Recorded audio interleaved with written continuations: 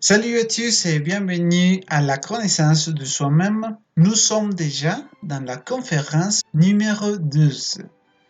Combien de conférences il y a? Nous avons 50 conférences pour vous et toutes les conférences sont pratiques.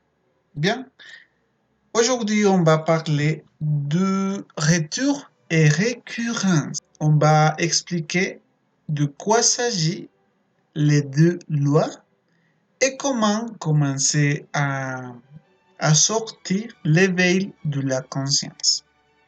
Bien, les objectifs, c'est expliquer qu'est-ce que c'est la vie, la loi du retour, la loi de la récurrence, commencer à voir la vie comme un film, expliquer un processus très très génial, télépathie. Bien, alors, commençons pour expliquer qu'est-ce que c'est la vie. Un homme est ce qu'est sa vie. C'est-à-dire que toutes les actions que nous faisons sont notre vie. Par exemple, si je voyage, si je mange, si je dors, si je joue, etc., etc., c'est ma vie. Si je suis professeur, je suis policier, etc., c'est ma vie. C'est-à-dire que les actions que nous faisons sont notre vie. Mais si un homme ne change rien et ne travaille rien en lui-même, il perd son temps misérablement. Expliquons ça. La vie que nous avons a beaucoup d'erreurs. Nous ne savons pas pourquoi nous sommes ici dans la planète. Nous n'avons pas un objectif pour vivre. Qu'est-ce que se passe? Nous pouvons penser que nous vivons pour travailler, pour voyager, pour manger, pour avoir de l'argent, mais nous ne savons pas pourquoi. Nous ne savons pas pourquoi nous sommes ici. Par conséquent, nous perdons notre temps misérablement parce que nous naissons, nous grandissons, nous travaillons et finalement nous mourrons. Et nous ne savons pas pourquoi. Quel est le but de l'existence? Alors, qu'est-ce que c'est la vie? Je vous laisse l'inquiétude. Vous pouvez commencer à réfléchir. Qu'est-ce que c'est votre vie? Je peux vous donner des idées, mais chacun doit commencer à reprendre qu'est-ce que c'est la vie.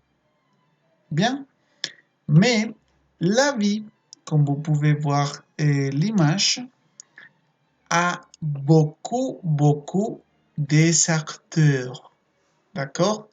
Les acteurs sont des acteurs psychologiques.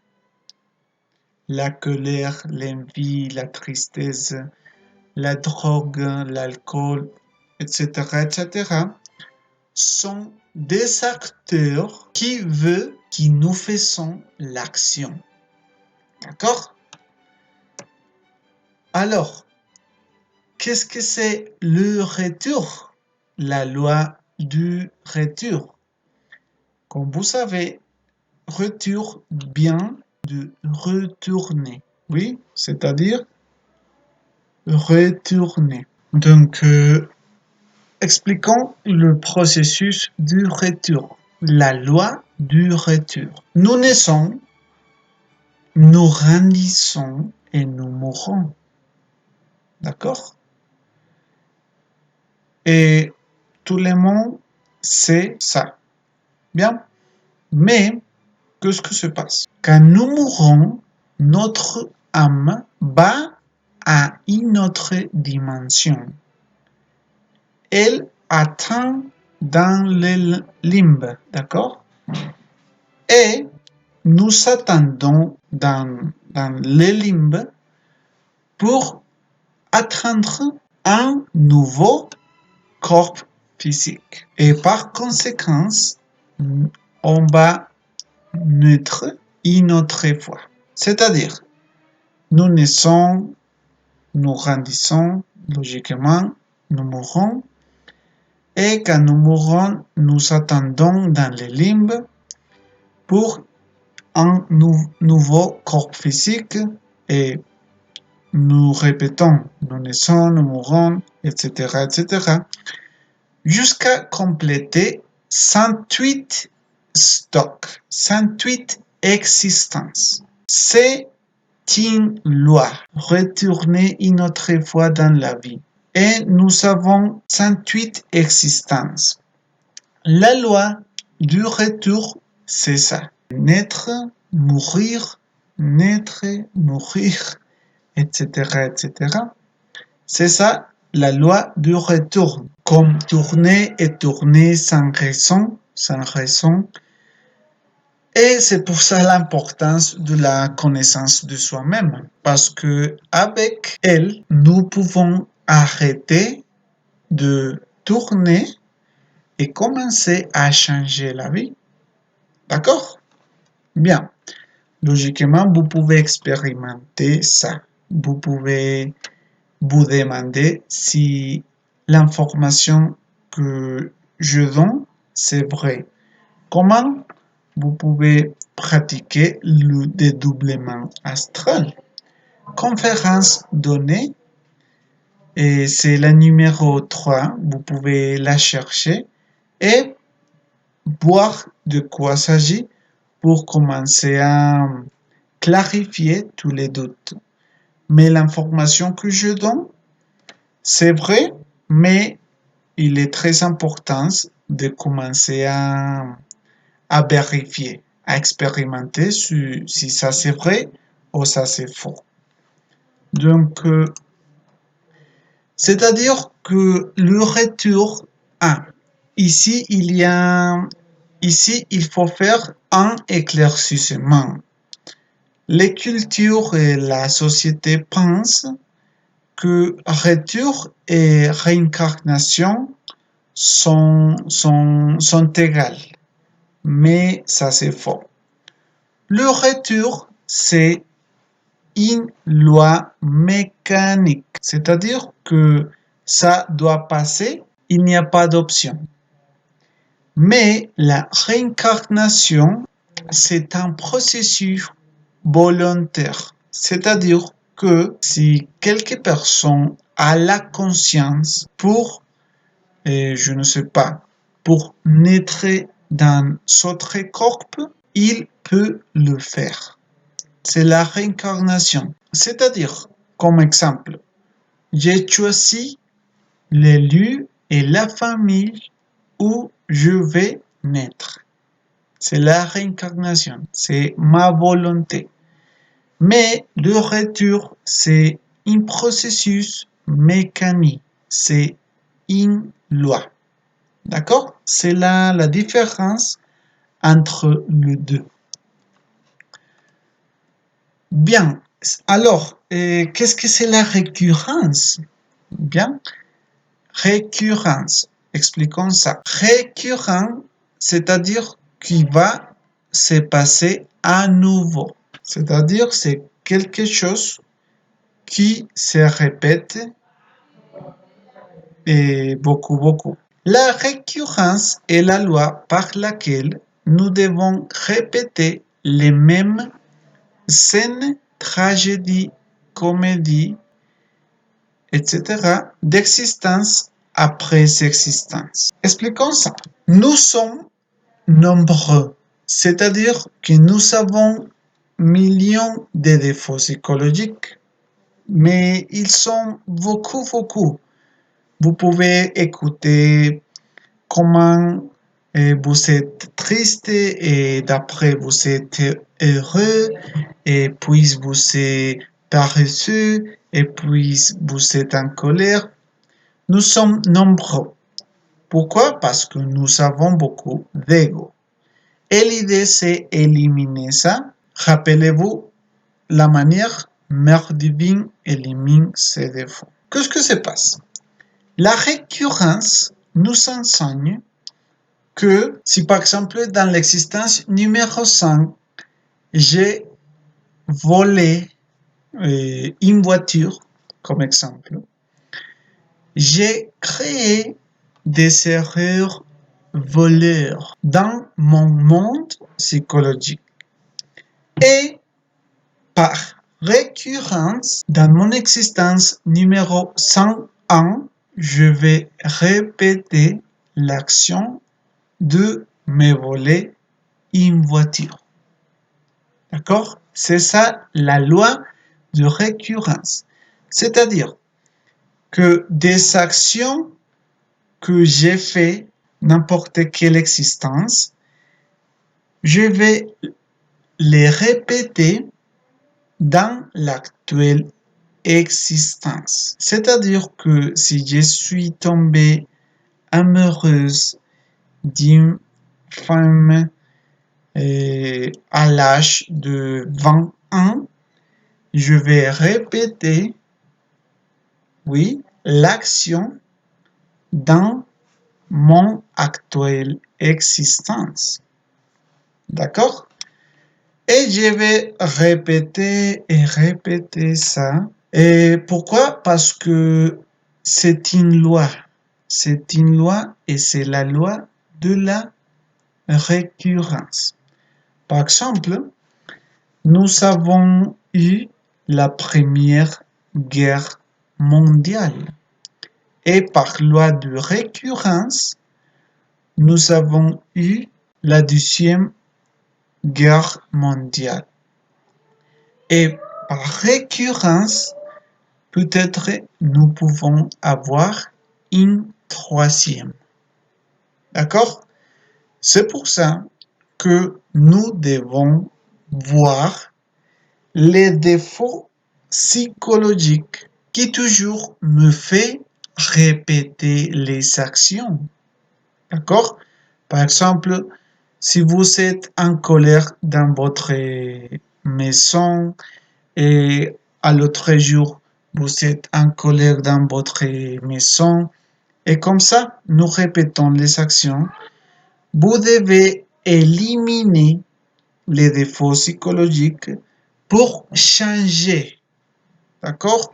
Pour éliminer la loi de la récurrence.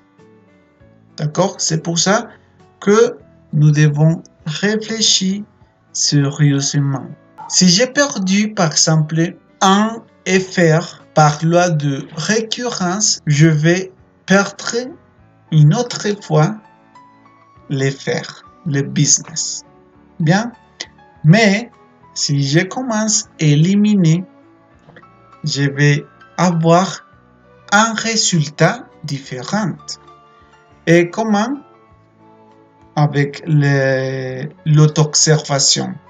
Marc Divine élimine ses défauts. Je dois étudier les actions, les pensées, les émotions, toutes de mon monde intérieur pour changer et avoir des résultats différents. D'accord? Et qu'est-ce que se passe? Ici, il y a des autres exemples.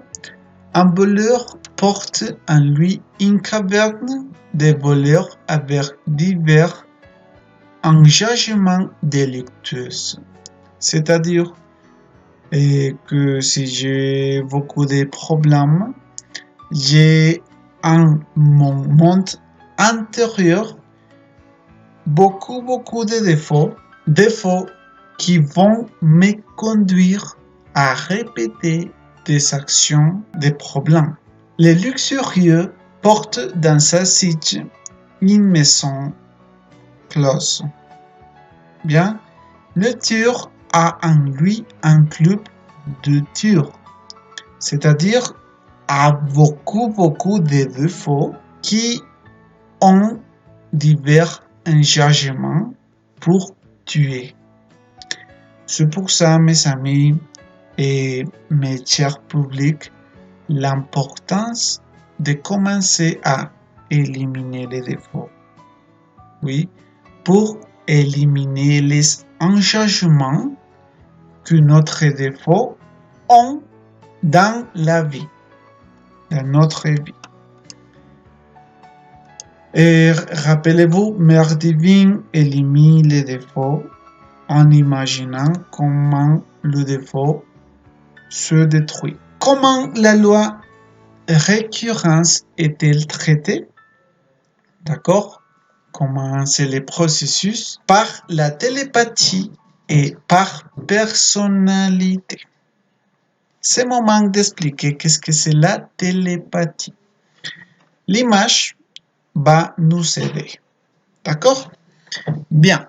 La télépathie, c'est un processus dans lequel la personne commence à penser. Oui, mais nous ne savons pas ce que se passe.